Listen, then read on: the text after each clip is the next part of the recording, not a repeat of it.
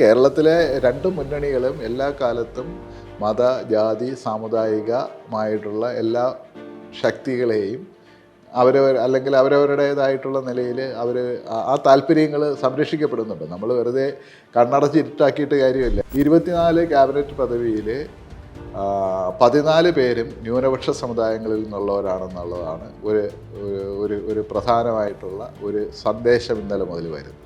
പിന്നെ എന്താണ്, ഭൂരിപക്ഷ സമുദായം എന്ന് നമ്മൾ അവകാശപ്പെടുന്ന ഹിന്ദു സമുദായത്തിൽ നിന്ന് ബാക്കി 10 പേരാണ് ഉള്ളതെന്നത്.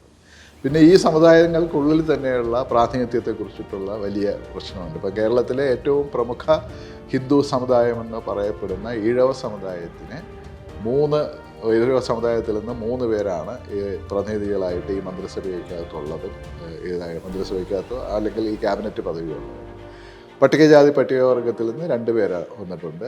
പിന്നെ മറ്റേ സവർണ നായർ സമുദായം എന്ന് പറയുന്നവരിൽ നിന്ന് 5 പേര്.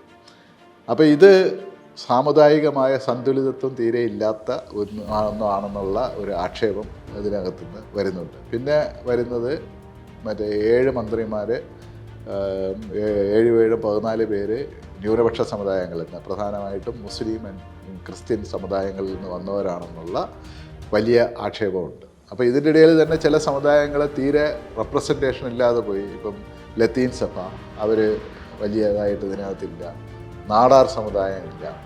അപ്പോൾ ഇത് പറയണമെന്ന് പറഞ്ഞു കഴിഞ്ഞാൽ UDF എന്ന് പറയുന്ന സംവിധാനം, അല്ലെങ്കിൽ കേരളത്തിലെ രണ്ട് മുന്നണികളും എല്ലാ കാലത്തും മത ജാതി സാമുദായികമായിട്ടുള്ള എല്ലാ ശക്തികളെയും അല്ലെങ്കിൽ അവരവരുടേതായിട്ടുള്ള നിലയിൽ ആ താല്പര്യങ്ങൾ സംരക്ഷിക്കപ്പെടുന്നുണ്ട്. നമ്മൾ വെറുതെ കണ്ണടച്ച് ഇരുട്ടാക്കിയിട്ട് കാര്യമില്ല. ഇലക്ഷൻ വരുമ്പോഴത്തേക്ക് എല്ലാം തന്നെ ഇത്തരം പരിഗണനകളെല്ലാം വെച്ചിട്ടാണ് സ്ഥാനാർത്ഥി നിർണ്ണയം മുതലുള്ള കാര്യങ്ങൾ വരുന്നത്.